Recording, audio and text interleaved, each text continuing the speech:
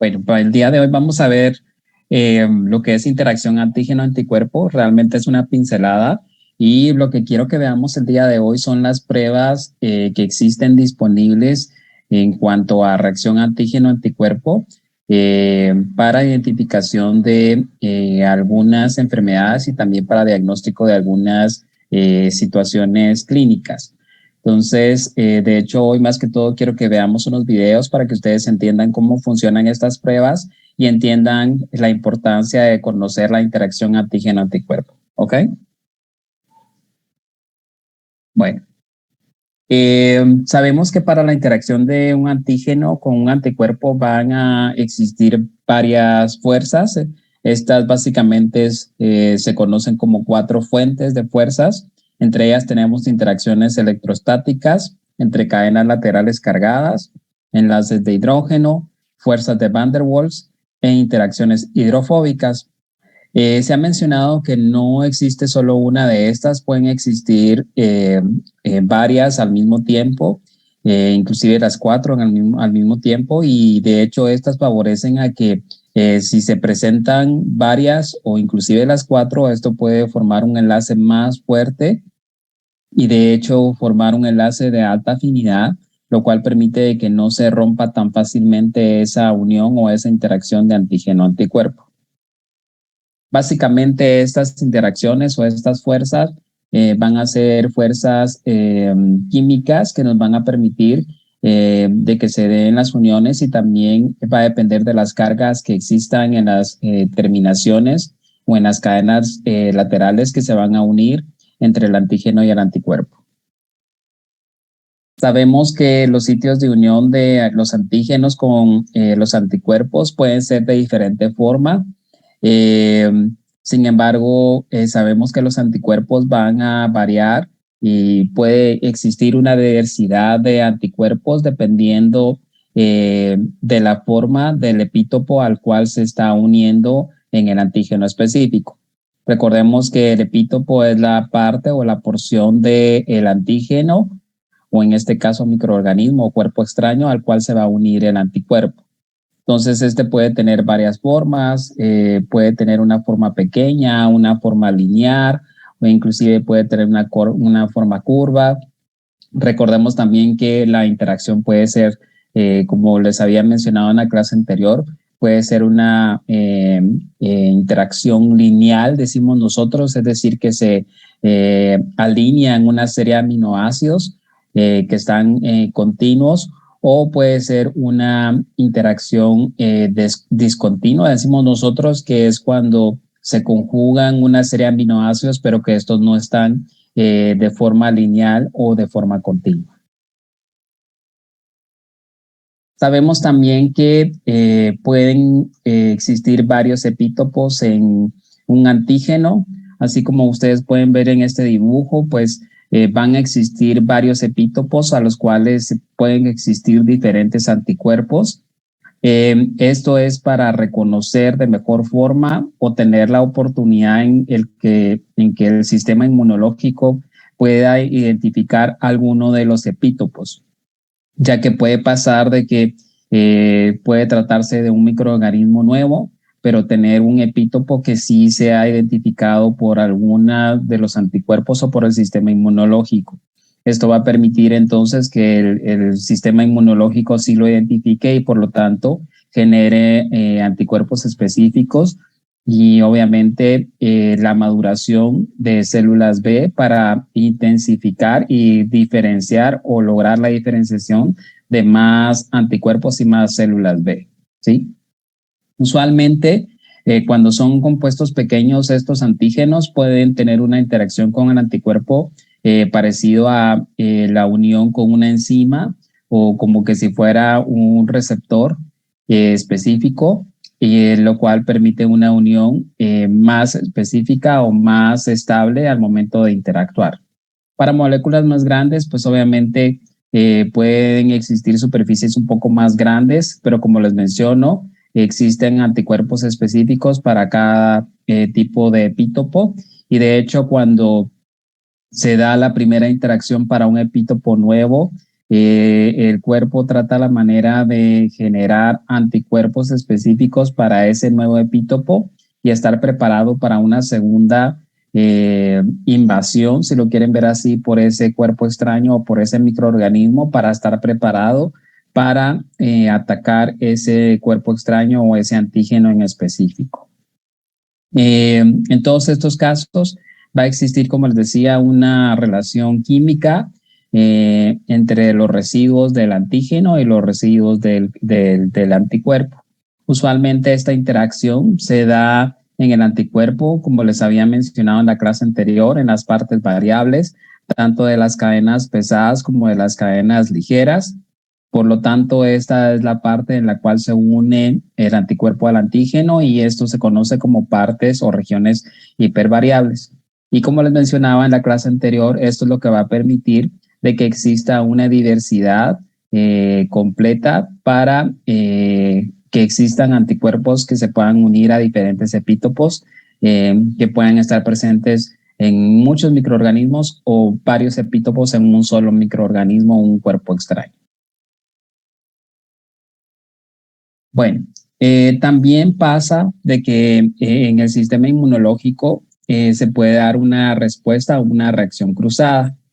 Esto usualmente ocurre de que, pues, obviamente un anticuerpo va a tener un sitio de unión en el cual, pues, se va a unir un antígeno o un epítopo que es la parte del antígeno que va a cazar de forma adecuada en ese anticuerpo. Sin embargo, puede pasar que existe otras estructuras que tienen una parte parecida al sitio de unión y entonces se pueden unir y formar reacción cruzada. Se llama reacción cruzada porque pues obviamente va a desencadenar una respuesta como que si se hubiera identificado el antígeno para el cual fue creado el anticuerpo. Pero resulta que ese antígeno no era necesariamente eso, entonces puede crear una reacción cruzada. Les puedo poner un ejemplo. Existen anticuerpos que en personas alérgicas, por ejemplo, a las manías, que al momento de interactuar o tener la unión de sustancias como manías con los anticuerpos generan una reacción alérgica. Sin embargo, puede pasar de que hay alguna otra sustancia o algún otro alimento que pueda tener la misma configuración, unirse al sitio de unión y entonces también va a generar una reacción alérgica parecida a la que se daba cuando se unía la porción de la manía, si lo quieren ver de esta forma.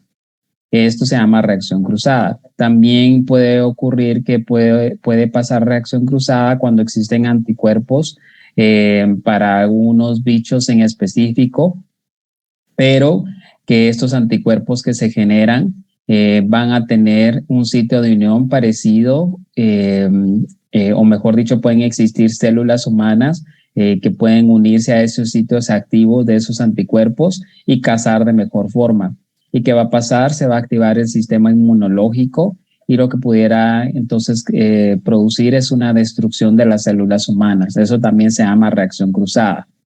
Esto pues obviamente tiene algunas implicaciones médicas porque esto puede generar de cierta forma enfermedades autoinmunes o también enfermedades en las cuales se puede destruir partes del cuerpo como parte de la fisiopatología de una enfermedad.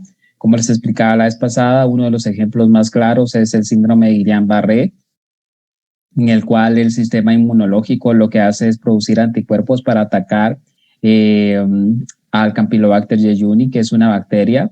Sin embargo, esos anticuerpos posteriormente se unen a células de los nervios periféricos que son parecidas a los sitios de unión del Campylobacter jejuni.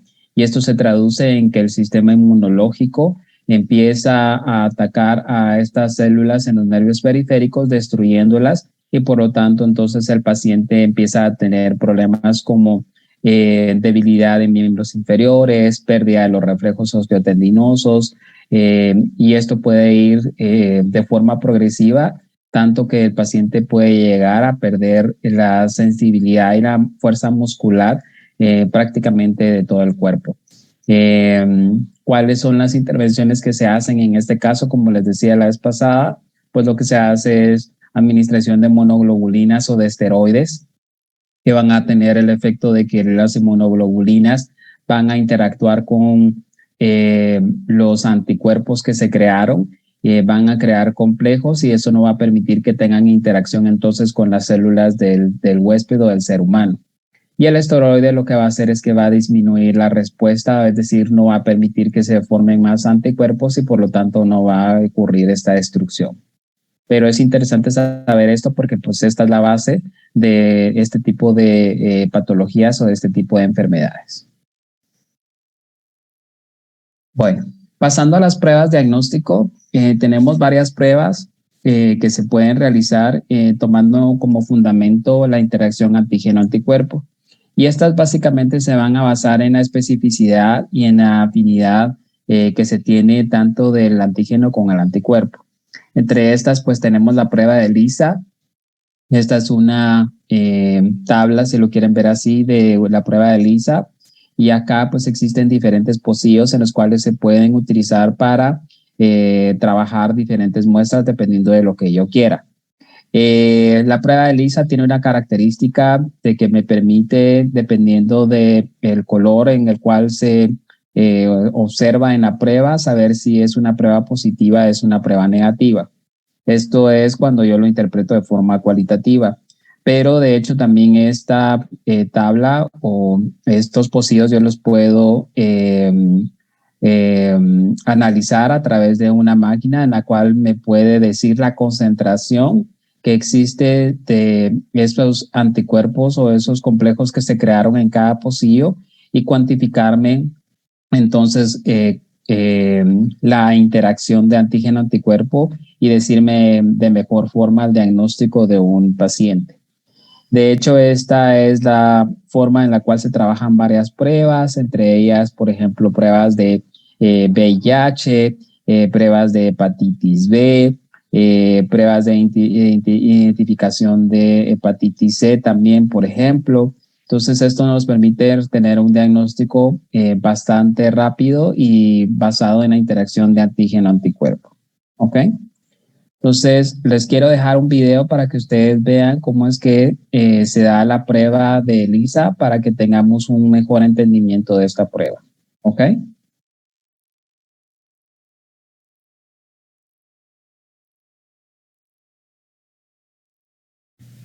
Entre las técnicas inmunológicas, la técnica ELISA es una técnica muy sensible y útil para la detección y cuantificación de antígenos. En esta presentación vamos a describir cómo se realiza un ELISA tipo sándwich. Supongamos que se quieren detectar antígenos de la hepatitis B en sueros humanos. Esa detección se puede hacer mediante ELISA. Para ello se utiliza una placa de microtitulación donde se llevan a cabo todas las incubaciones y reacciones necesarias. El material utilizado para hacer placas de ELISA es especial y permite la adhesión de proteínas al mismo. Las placas se deben sensibilizar con anticuerpos que reconocen el antígeno que se quiere detectar. En este caso, esos anticuerpos pueden ser anticuerpos monoclonales específicos de algún epitopo del virus. Antes de comenzar el ELISA, se ha de preparar la placa. Para sensibilizar la placa se preparan los anticuerpos monoclonales a la concentración adecuada. Con estos anticuerpos monoclonales se rellenan los pocillos de la placa de microtitulación. Los anticuerpos son proteínas y si se incuban en condiciones adecuadas, quedan fijados a los pocillos de la placa. La mayor parte de los anticuerpos que no se hayan unido a la placa se eliminarán con el sobrenadante. Los anticuerpos monoclonales que pudieran quedar aún unidos a la placa serán eliminados con 3 lavados posteriores realizados con un tampón adecuado. El siguiente paso es bloquear los pocillos. Este proceso permite rellenar todos aquellos huecos que han quedado sin cubrir por el anticuerpo. Se evita así que en las próximas incubaciones se unan a la placa de forma inespecífica otras moléculas no deseadas que podrían interferir con los resultados. Como sustancia bloqueante se utiliza una proteína que no reaccione con los anticuerpos ni con el resto de reactivos utilizados en el ensayo. Habitualmente esta proteína es la albúmina sérica bovina.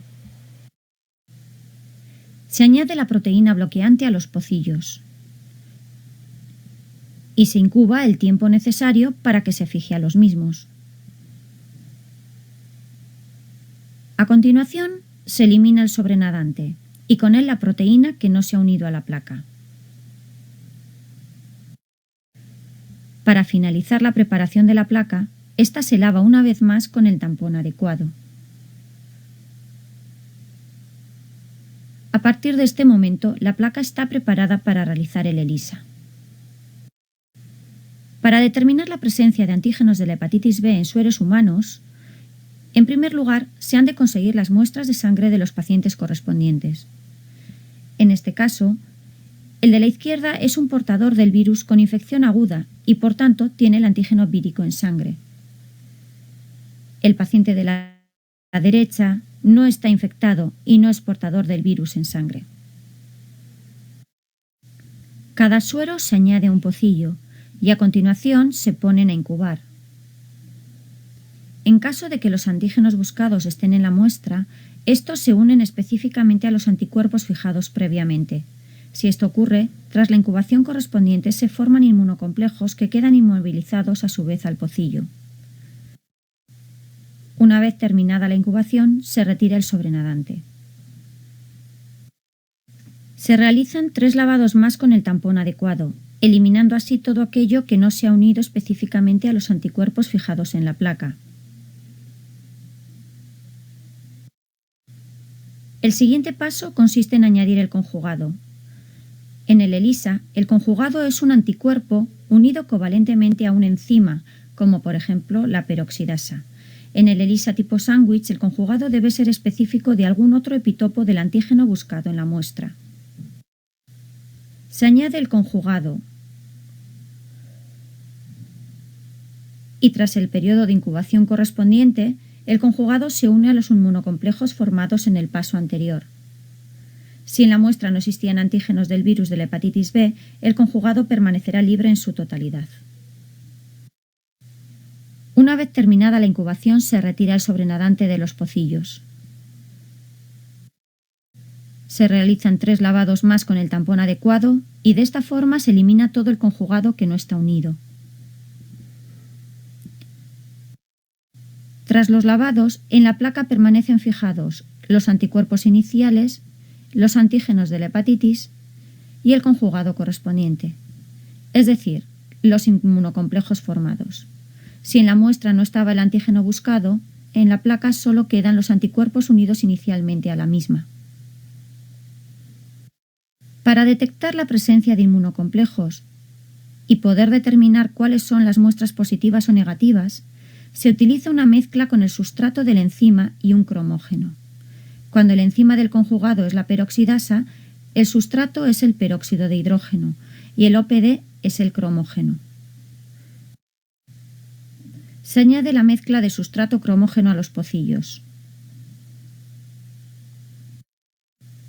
Durante la incubación, el sustrato se rompe. El oxígeno generado hace que el OPD se oxide y cambie de color.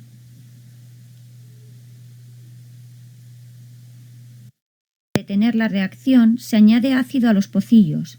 El ácido desnaturaliza la enzima y estabiliza el color. La reacción positiva se observa cuando el pocillo pasa de un color amarillento pálido a un color más oscuro, marrón ocre. Una vez paralizada la reacción, se puede hacer una lectura visual de los resultados, obteniendo con ello un resultado cualitativo que indica si la muestra es positiva o negativa. Si se han realizado diluciones seriadas de la muestra problema, el resultado puede ser semicuantitativo. En este caso se puede obtener un título que se relaciona con la última dilución positiva de cada muestra estudiada.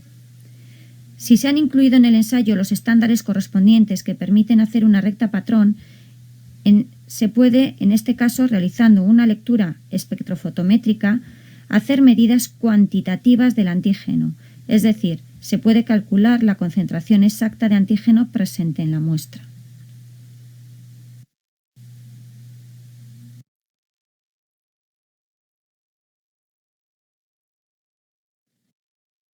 ¿Alguien tiene duda con esto de la prueba de ELISA?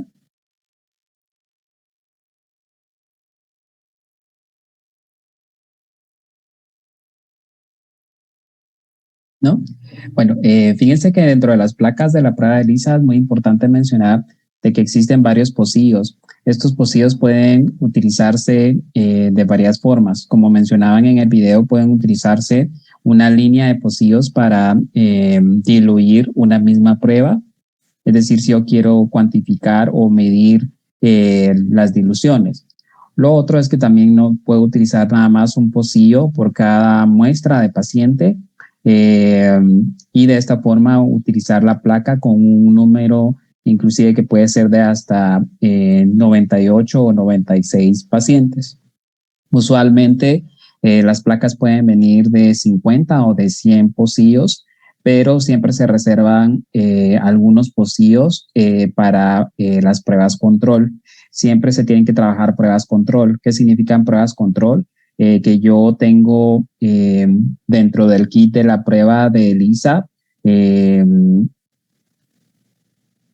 por ejemplo, sustancias o reactivos, mejor dicho, que son positivos y que son negativos. Entonces yo he hecho estos reactivos en los pocillos que voy a utilizar de control, porque, por ejemplo, voy a entender de que los reactivos que están positivos tienen que teñirse del color o tienen que cambiar de color, y los pocillos donde yo deposité el reactivo negativo, entonces no van a cambiar de color. Esto me permite saber que si yo realicé el trabajo de esta placa fue de forma confiable y no hubo, por ejemplo, algún error en algún reactivo o en alguna de los pasos de la prueba de ELISA. Esto más que todo porque puede pasar que yo puedo utilizar algunas de las sustancias de los pasos de la prueba de ELISA que están vencidos, o se me olvidó hacer un paso, o por ejemplo no completé el tiempo necesario para incubación y entonces la prueba puede salir falsa positiva o falsa negativa. Pero por eso es muy importante utilizar los pocillos control para que entonces tengamos confiabilidad y tenga validez la corrida de esa placa utilizando el proceso de la prueba de ELISA. ¿Ok? ¿Alguna duda con esta prueba?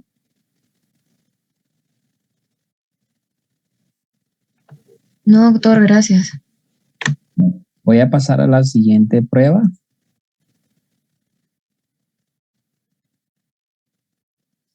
Bueno, vamos a ver entonces ahora lo que es el test de flujo lateral. Su libro les explicaba el test utilizando una prueba de embarazo, pero acá les voy a enseñar algo que es muy novedoso, que es el test de flujo lateral con prueba de anticuerpos para COVID-19.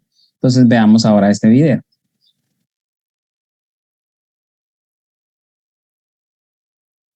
En los últimos días se ha hablado mucho en prensa del test rápido o prueba rápida del coronavirus.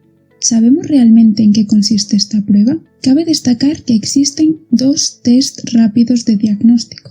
Uno basado en la detección de antígenos virales. Los antígenos virales son proteínas del coronavirus que se encuentran en muestras del sistema respiratorio. Y otro basado en la detección de anticuerpos. Los anticuerpos los produce nuestro sistema inmunitario como respuesta y defensa frente al coronavirus y se encuentran en sangre. Hoy vamos a explicar el diagnóstico basado en detección de anticuerpos, porque es el que nos ofrece más información. Cuando sufrimos una infección por coronavirus, por ejemplo, nuestro sistema inmunitario es capaz de producir anticuerpos, también llamados inmunoglobulinas. Los anticuerpos son moléculas capaces de unirse específicamente al microorganismo causante de la infección y marcarlo para que sea eliminado de nuestro organismo. Hay dos tipos de anticuerpos que son importantes a la hora del diagnóstico, los anticuerpos IgG y los anticuerpos IgM. Veamos en qué se diferencian. Si dibujamos una gráfica en la que representamos los días tras el contagio frente a los niveles de anticuerpo en sangre, veremos que los anticuerpos IgM son la primera línea de defensa. Se empiezan a sintetizar el primer día de contagio. Alcanzan su máximo en torno al día 7 y a partir de ahí empiezan a bajar hasta que desaparecen en torno al día 28 tras el contagio. Es por eso que encontrar solamente anticuerpos IgM en sangre nos indica que estamos en los primeros días de infección. En cambio, los anticuerpos IgG tardan más tiempo en producirse. pero también permanecen más tiempo en sangre. Empiezan a sintetizarse en torno al día 7 tras el contagio y pueden detectarse en sangre durante muchos días, incluso meses. Es por ello que si en una muestra de sangre encontramos tanto anticuerpos IgM como IgG, sabemos que nos encontramos en un punto medio de la infección, entre el día 7 y el día 28. Sin embargo, si solo detectamos IgG, sabemos que la infección se encuentra ya en su última fase y que el contagio ha tenido lugar hace al menos 28 días. Este test de anticuerpos nos permite clasificar a los pacientes en 3 grupos. 1. Presenta solo IgM, infección en estado temprano, primeros 7 días tras el contagio. 2. Presenta IgM e IgG, infección en estado intermedio, entre los días 7 y 28 tras el contagio. 3. Presenta solo IgG, infección en estado tardío, al menos 28 días tras el contagio. ¿Cómo funciona este test? ¿Qué reacciones se llevan a cabo en el dispositivo? Primero, debemos extraer una muestra de sangre del paciente, que contendrá anticuerpos frente al coronavirus. La aplicamos en la parte inferior del dispositivo. Tras 20 minutos obtendremos el resultado. Esta zona donde aplicamos la muestra contiene antígenos del virus, es decir, las moléculas a las que se une el anticuerpo.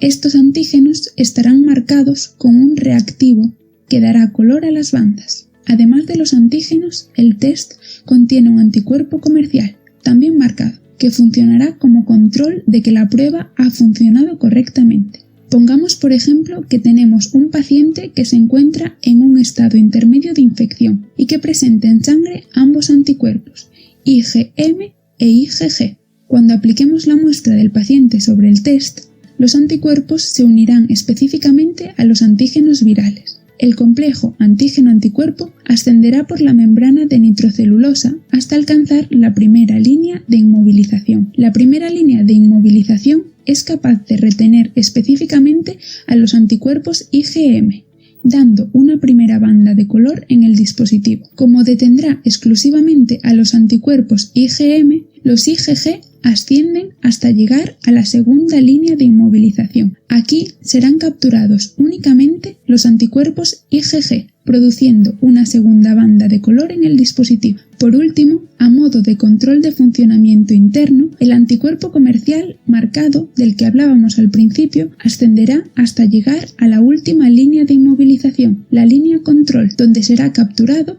produciendo una tercera línea de color que indica que el test ha funcionado correctamente. Un test que no presenta esta última línea es considerado no válido. Los otros resultados posibles son los siguientes.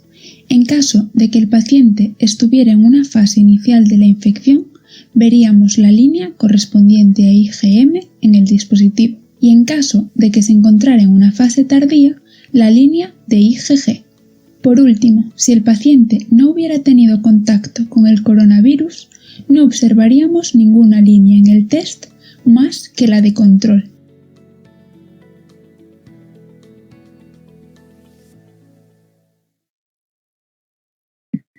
Doctor, disculpe, ¿Sí? solo podría regresar como lo último que decía que no había control, que no había... lo último, no. ¿En la En los interpretación? últimos, el anticuerpo ascenderá No, por la membrana de por donde enseñaba los test, que decía que si no está infectado, pues solo se muestra como que la línea, la C y así. Ok, Por favor. ahorita te voy a enseñar.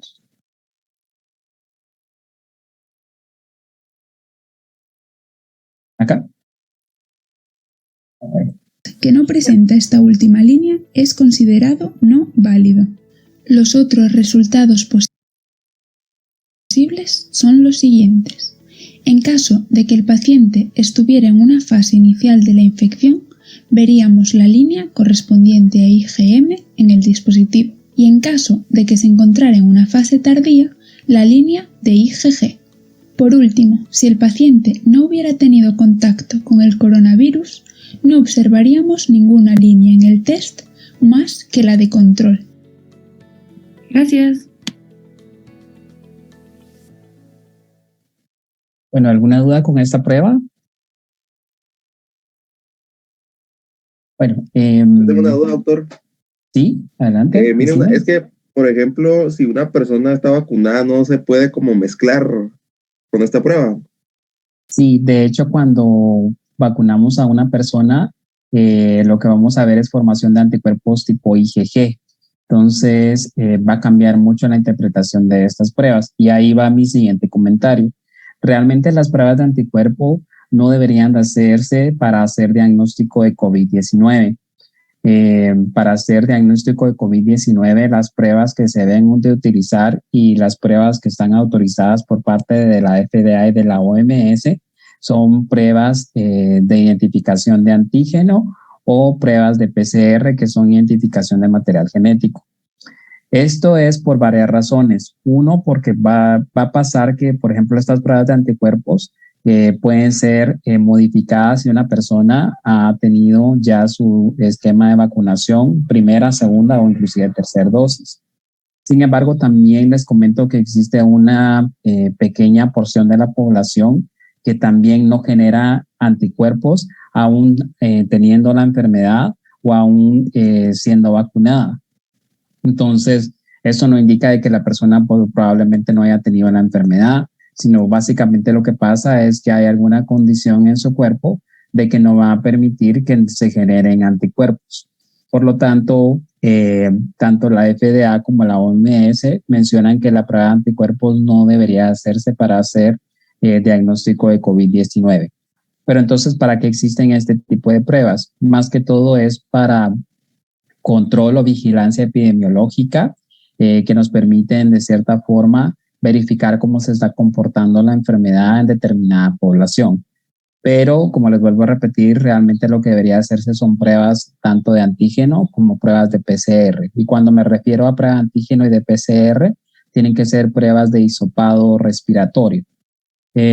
Recordemos que la prueba de antígeno es básicamente parecida a esta prueba, solo que lo que va a hacer es identificación del antígeno, mientras que lo que nosotros acabamos de ver es la identificación de anticuerpo. Mucho cuidado con la prueba de antígeno porque sabemos que la prueba de antígeno puede variar su sensibilidad dependiendo de los días de infección. Eso significa que la sensibilidad es muy baja en los primeros 5 días de síntomas y realmente la sensibilidad de la prueba de antígeno aumenta al 68% a partir del 5.º día. Esto nos permite de cierta forma mejorar la identificación a partir del 5.º día de síntomas. Esto es diferente con la prueba de PCR, porque la prueba de PCR pues básicamente es una prueba de identificación de material genético y que de hecho la prueba de PCR tiene una sensibilidad del 98% a partir del 2.º día de síntomas. También puede pasar que la PCR puede tener una muy buena sensibilidad a pesar de que el paciente no tenga síntomas. Entonces, por eso es que la PCR es una prueba un poco, mejor dicho, más sensible que la prueba de antígeno. Claro que el costo es diferente, ¿verdad? Ustedes ya conocen ahora que la PCR pues, es un poco más costosa que la prueba de antígeno, pero si ustedes tienen disponible nada más la prueba de antígeno para identificación de hisopado respiratorio, consideren que es mejor esperar hasta el 5.º día para poder hacer esta prueba. ¿Ok? ¿Alguna duda con esta prueba?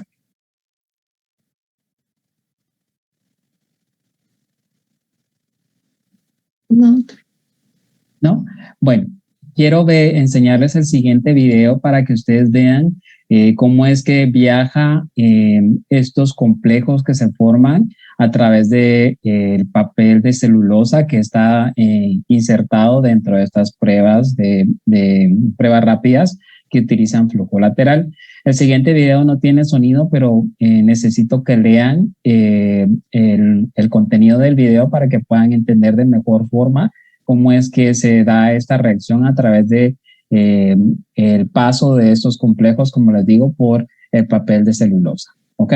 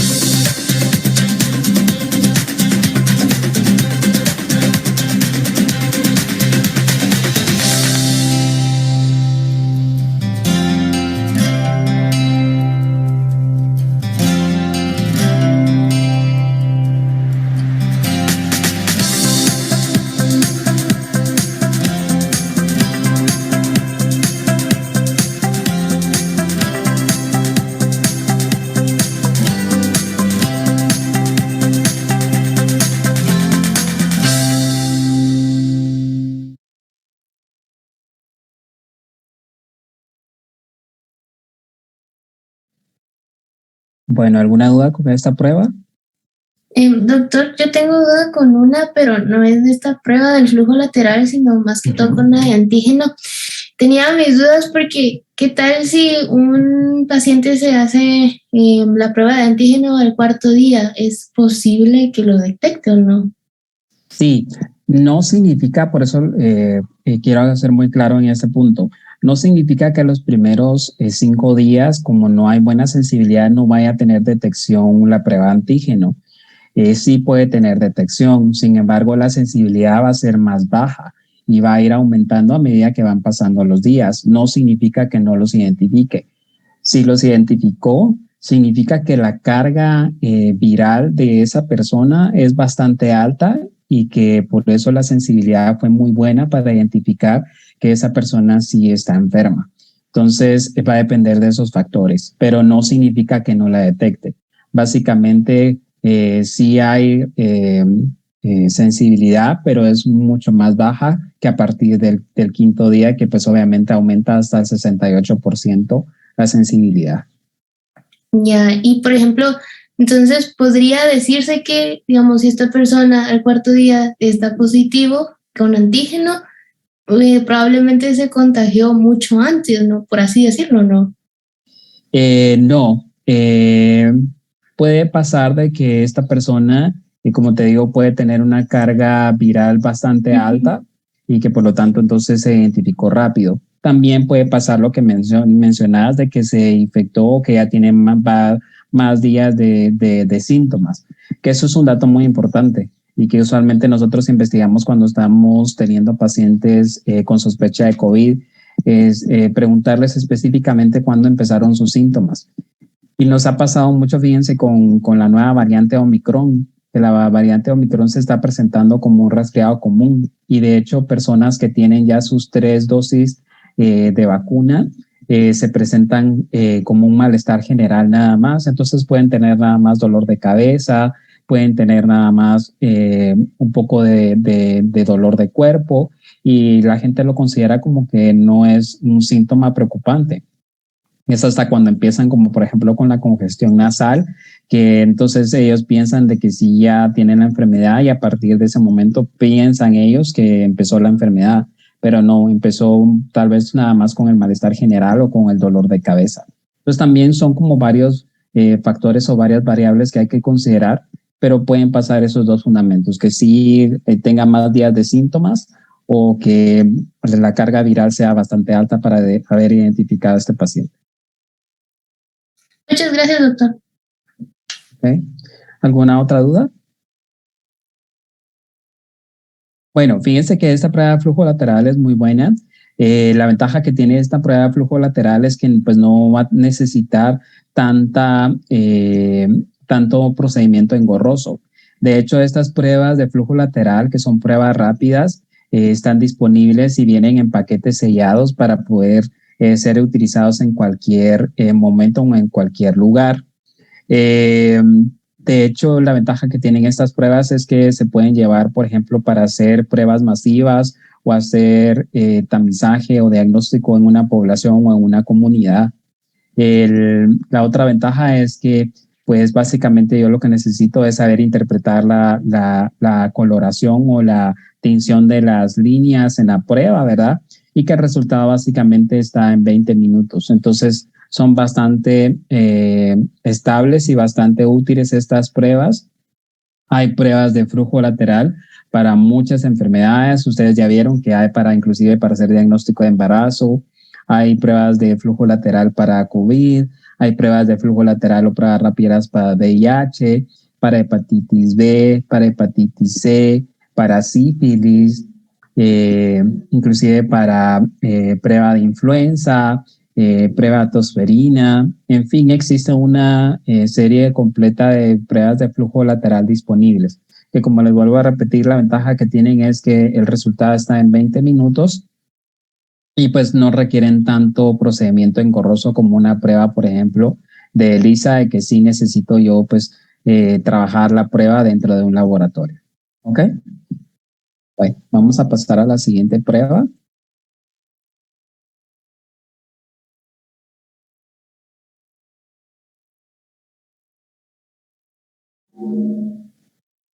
Vamos a ver entonces cómo se trabajan las pruebas de inmunofluorescencia.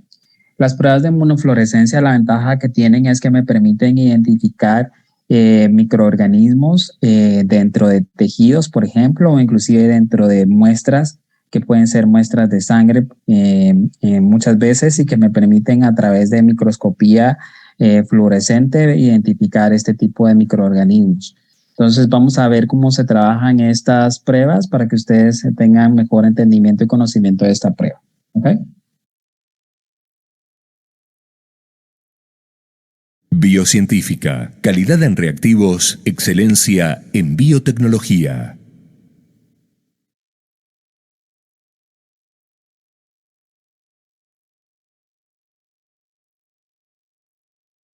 La inmunofluorescencia indirecta está basada en una interacción primaria antígeno-anticuerpo. Nos permite llevar a cabo análisis serológicos semicuantitativos, como ayuda en el diagnóstico de un sinnúmero de enfermedades infecciosas o autoinmunes. La metodología básicamente consta de dos partes. Durante la primera parte, la muestra de suero es incubada junto con el sustrato antigénico. Si los anticuerpos buscados están presentes en la muestra, estos se unirán al sustrato formando un complejo inmune estable antígeno-anticuerpo. El resto de los componentes presentes en la muestra son eliminados durante una primera fase de lavados. En la segunda parte, el resultado de la etapa anterior es incubado junto con el trazador fluorescente, también llamado conjugado, un suero antigama globulina humana, marcado con, por ejemplo, isotiocianato de fluoresceína. Una segunda etapa de lavados elimina el sobrante del conjugado. El sándwich final, sustrato, anticuerpo, conjugado, es finalmente leído en un microscopio de epifluorescencia.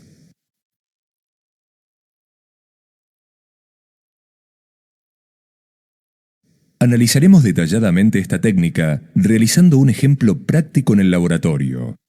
Antes de comenzar, confeccionaremos el esquema de trabajo. Esto nos permitirá trabajar ordenadamente y llevar un prolijo registro del ensayo, como así también calcular las cantidades de reactivos necesarias. Primero, dejaremos que los reactivos alcancen la temperatura ambiente, entre 20 y 25 grados. En el caso de las improntas, no las sacaremos de su envoltorio original hasta que no haya llegado el momento de utilizarlas. A continuación, prepararemos el buffer, fosfato salino PBS, que usaremos para realizar los lavados y las diluciones. Colocaremos el contenido de un sobre en un matraz y llevaremos a volumen con 1 litro de agua destilada. Homogeneizaremos correctamente y obtendremos una solución de pH 7,2. Esta solución será estable durante 2 semanas, conservada de 2 a 8 grados centígrados. Nunca usar agua para preparar el PBS. Una vez preparado el buffer, realizaremos las diluciones de las muestras. En nuestro ejemplo, haremos diluciones 1 en 40, colocando en un tubo de ensayo 20 microlitros de muestra y 780 microlitros de PBS. Es importante homogeneizar correctamente. Deberemos evitar procesar muestras lipémicas o hemolizadas. Como primer paso, trabajaremos con diluciones de corte o cut-off para realizar un screening. Y en una segunda etapa, que generalmente se lleva a cabo al día siguiente, haremos diluciones seriadas al medio de aquellas muestras positivas para hallar su título. Antes de comenzar la siembra de las muestras y los controles, verificaremos que disponemos de todos los materiales necesarios que no son provistos con el kit: jarra de Coplin, piseta y un recipiente para realizar los lavados, cámara húmeda para las incubaciones, papel absorbente. Ahora sí, podemos sacar las improntas de su envoltorio. En este ejemplo, utilizaremos 3 improntas de 12 pocillos de la línea celular EP2. Tendremos cuidado de tomar el sobre por los costados y de no presionar el portaobjetos, ya que podríamos dañar el sustrato. Una vez abierto el sobre, sacar con cuidado la impronta, cuidando de no tocar las áreas reactivas. Rotularemos con un número las láminas o improntas que nos permite identificarlas luego. Como siempre, utilizaremos los pocillos 1 y 2 de la primera impronta de nuestro ensayo para los controles positivo y negativo que el kit provee listos para usar. Sembraremos las muestras siguiendo el esquema de nuestro registro. Al hacerlo, deberemos tomar cuidado de no tocar el sustrato con la punta del tip y de cubrirlo totalmente. Una vez realizada la siembra, incubaremos las improntas en una cámara húmeda durante 30 minutos a temperatura ambiente. No es necesario incubar a 37 grados centígrados. Cumplido este tiempo, realizaremos la primera etapa de lavado. En primer lugar, utilizaremos una piseta llena de PVS y haremos el lavado de la siguiente manera. Inclinaremos la impronta ligeramente hacia uno de los lados y verteremos el buffer suavemente sobre las áreas de la hilera que está hacia abajo, evitando así cualquier contaminación cruzada. Repetiremos lo mismo con la otra hilera inclinando la impronta hacia el otro lado. Una vez realizado este primer lavado con piseta, colocaremos la impronta en una jarra de Coplin conteniendo PVS. Procederemos de la misma manera con todas las láminas en el orden en que fueron sembradas. Luego de 5 minutos de incubación en la jarra de Coplin, renovaremos el buffer de esta manera y volveremos a incubar otros 5 minutos. No se debe modificar la técnica reemplazando estos 2 lavados de 5 minutos por uno de 10. Es importante no cometer ninguno de los siguientes errores, ya que pueden producir la contaminación cruzada de las muestras. Lavar directamente llevando las improntas de la cámara húmeda al Coplin. Arrojar el PVS desde arriba, arrastrando las muestras a través de los otros pocillos. Las 2 incubaciones de 5 minutos de lavados son el momento ideal para preparar la dilución del conjugado, de acuerdo a la titulación correspondiente que hemos realizado previamente y con el agregado de azul Evans. Es importante destacar que si no trabajamos con la dilución correcta del conjugado para nuestro sistema óptico, no se obtendrán los resultados esperados y correremos grandes riesgos de entregar resultados erróneos. Una vez preparado el conjugado y cumplidos los últimos 5 minutos de este primer lavado, retiramos la primera impronta que sembramos de la jarra de Coplin, la sacudimos suavemente sobre un papel absorbente y secamos su parte posterior. Nótese que no es necesario pasar el papel secante entre las áreas. Una vez hecho esto, colocaremos el conjugado cuidando de cubrir bien las áreas reactivas y colocaremos la lámina en la cámara húmeda. Este paso tan simple puede ser crucial para obtener buenos resultados. Algo que no debe suceder nunca durante todo el desarrollo de la técnica es que las áreas se sequen, por lo que si usted va a procesar muchas improntas juntas, recomendamos muy especialmente retirarlas del recipiente de lavados de a una y procesarlas individualmente. Recién ahora, retiraremos la siguiente impronta del Coplin. Procesaremos de esta manera, una a una, todas las improntas y realizaremos una segunda incubación de 30 minutos en la cámara húmeda. Cumplido este tiempo, repetiremos el proceso de lavado. Como ya vimos, trabajaremos con una impronta por vez y retiraremos el exceso de PVS con el papel absorbente. Como último paso antes de observar los preparados al microscopio, colocaremos el medio de montaje. Es muy importante no colocar este reactivo en exceso, ya que esto dificultaría enfocar el preparado. Mostraremos una técnica para hacerlo y evitar la formación de burbujas. Si por algún motivo se hubiese colocado una cantidad en exceso del medio de montaje, evite presionar el cubre objetos para eliminarlo. Para hacerlo, utilice un papel secante, tocando con este el borde de la lámina hasta que se haya absorbido lo necesario. Los preparados ya están listos para observarse al microscopio. Es importante chequear el estado de la lámpara del microscopio y su correcta alineación, así como también verificar que los oculares se encuentren limpios y sin restos de sustancias fluorescentes. El cuarto donde se realiza la observación deberá estar absolutamente oscuro. Biocientífica, calidad en reactivos, excelencia en biotecnología. ¿Alguna duda con esta prueba?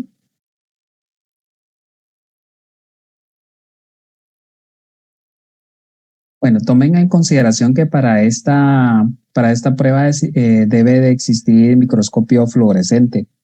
Y tener un microscopio fluorescente sí requiere un laboratorio especializado y sí es bastante costoso tener este tipo de microscopio. Por eso es que no son pruebas que están disponibles en muchos lugares. Entonces, lo otro es que se requiere, pues obviamente, todos estos tipos de reactivos que también pueden ser de cierta forma costosos. Por eso es que muchas veces no se trabaja de forma rutinaria inmunofluorescencia. Les comento que también existe inmunofluorescencia para identificación de virus respiratorios que se puede trabajar. Acá en Guatemala está disponible en el Laboratorio Nacional de Salud. También está disponible en el Hospital Roosevelt y también en el Centro Médico está disponible. como parte de las pruebas que pueden hacerse como diagnóstico. Entonces, pueden ser opciones, sin embargo, como pues obviamente hay otras opciones que pueden ser más rápidas y menos costosas, entonces se utilizan pues obviamente, por ejemplo, las pruebas rápidas o las pruebas de PCR, pero en algún momento pudiera utilizarse inmunofluorescencia, más que todo para visualización directa de microorganismos en el microscopio. ¿Ok? Vamos a pasar a la siguiente prueba. Vamos a ver lo que es la citometría de flujo. Fíjense que la citometría de flujo es una prueba que lo que nos permite es hacer identificación y cuantificación de células productoras de anticuerpos. Básicamente nosotros cuando solicitamos citometría de flujo, lo que necesitamos verificar es el recuento y las características de los linfocitos T, CD4 y CD8. Cobran mucha importancia este tipo de pruebas al momento de tener, por ejemplo, pacientes con VIH para verificar su recuento de CD4 y las características de los CD4, así como también de los linfocitos T CD8 o, por ejemplo, células natural killers. También cobra bastante importancia este tipo de pruebas cuando tenemos pacientes que puedan tener enfermedades inmunológicas, es decir, hipogamaglobulinemia, es decir, disminución de inmunoglobulinas, o también lo otro que me permite es identificar si, por ejemplo, la citometría, o mejor dicho, las células están teniendo características diferentes.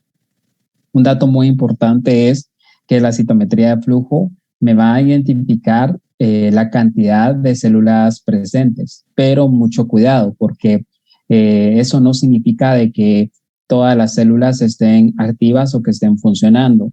Les comento eso porque más adelante en el transcurso del curso vamos a ver que puede pasar que hay células que están presentes pero que necesitan ser activadas para que funcionen. Y si no ocurre esta activación, pues por más cantidad que exista, pero que no estén activas, entonces no van a tener ningún efecto. Entonces, básicamente la citometría lo que me permite es cuantificar y ver las características. Entonces vamos a ver este video.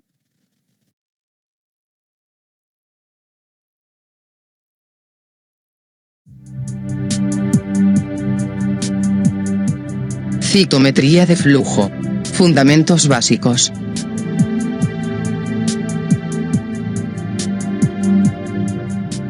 La citometría de flujo es una técnica de análisis que permite la caracterización fenotípica celular mediante el estudio de la dispersión de la luz y fluorescencia emitidas cuando la célula atraviesa un rayo láser.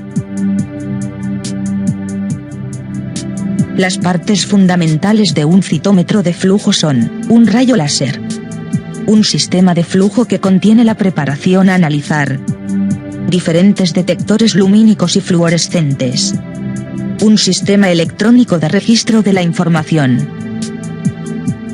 La suspensión celular atraviesa el láser permitiendo que sus elementos formes produzcan alteraciones del haz de luz.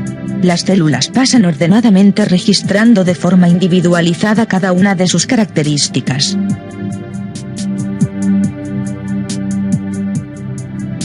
Cuando la célula atraviesa el láser provoca una penumbra longitudinalmente al láser.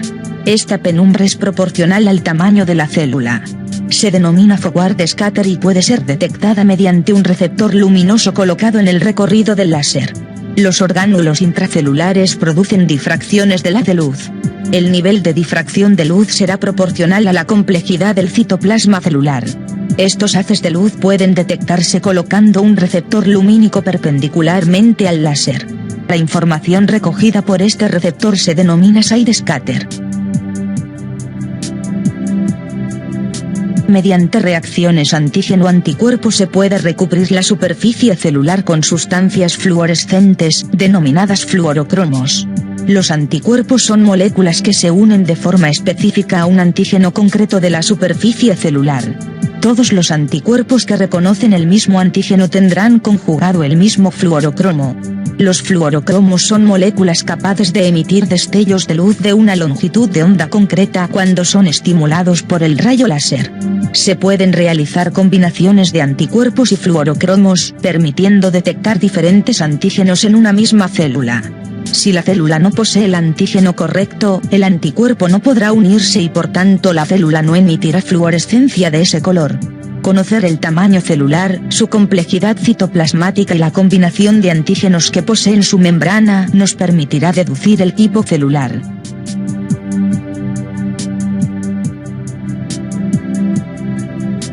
La información lumínica y fluorescente que ofrece la célula es recogida por los receptores. El receptor Forward Scatter recoge la penumbra celular. El receptor Side Scatter recoge la cantidad de luz del láser desviada, proporcional a la complejidad del citoplasma. La fluorescencia emitida por los fluorocromos es recogida por diferentes receptores tras ser filtrada por diferentes cristales dicroicos. Los cristales dicroicos tienen la particularidad de que son capaces de reflejar longitudes de onda determinadas, permitiendo que las demás lo atraviesen sin sufrir modificaciones. Los diferentes receptores transforman la luz en señales eléctricas que son enviadas a un registro informático.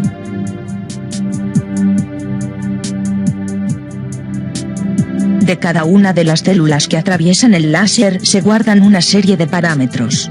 Los diferentes fluorocromos detectados, la complejidad de su citoplasma y el tamaño de la célula. Debido a pequeñas variaciones en la fluorescencia, un mismo fluorocromo puede ser representado en nuestros datos como intensidades ligeramente diferentes, pero siempre manteniendo en esencia el mismo color. Dependiendo del número de parámetros a comparar, se pueden realizar diferentes tipos de representación. El histograma representa la presencia de un único parámetro, por ejemplo, la longitud de onda de un fluorocromo. En el eje de abscisas muestra las diferentes intensidades, mientras que en el eje de ordenadas contabiliza el número de células que emitieron luz de esa intensidad y color. A partir de una intensidad concreta se considera resultado positivo para ese fluorocromo. En los gráficos dot plot se evalúan dos parámetros, representando cada célula como un punto dependiendo del valor que posee para esos parámetros. Estas representaciones son útiles en el diagnóstico diferencial cuando múltiples linajes celulares presentan el mismo primer parámetro pero solo algunos de ellos presentan el segundo. Si ambos parámetros son dicotómicos, es decir, positivos o negativos, podemos dividir el gráfico en 4 cuadrantes. Un cuadrante doble positivo para ambos parámetros. Un cuadrante doble negativo para ambos parámetros. 2 cuadrantes positivos y negativos para cada parámetro respectivamente. Una importante variación de los gráficos dot plot son los gráficos density dot plot. Identifican mediante un mapa de colores las diferentes frecuencias o repeticiones de una misma situación en un dot plot normal. Añadiendo a las gráficas de 2 dimensiones dot plot una tercera dimensión, podemos obtener la comparación de un tercer parámetro. Los density dot plot pueden ser representados de manera tridimensional utilizando la densidad como un tercer parámetro. Las zonas de alta densidad poseerán mayor altura en la gráfica. Sin embargo, también puede utilizarse un tercer parámetro diferente, por ejemplo, la presencia de un tercer fluorocromo.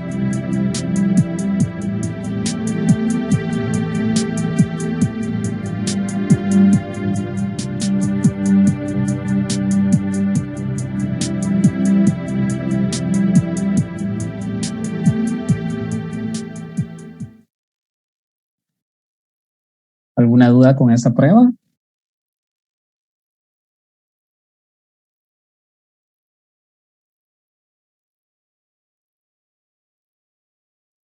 ¿Alguna duda o algún comentario, doctores? No, doctor. ¿No? Bueno, realmente les quería enseñar estos videos como para que tengamos mejor entendimiento de este tipo de pruebas y la importancia de por qué entender todo lo que estamos viendo en el curso.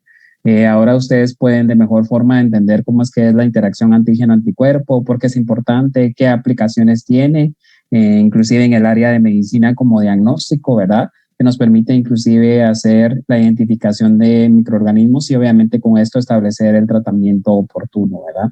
Entonces, espero que hayan aprendido y que les haya interesado estos videos y pues por mi parte llegaríamos hasta acá.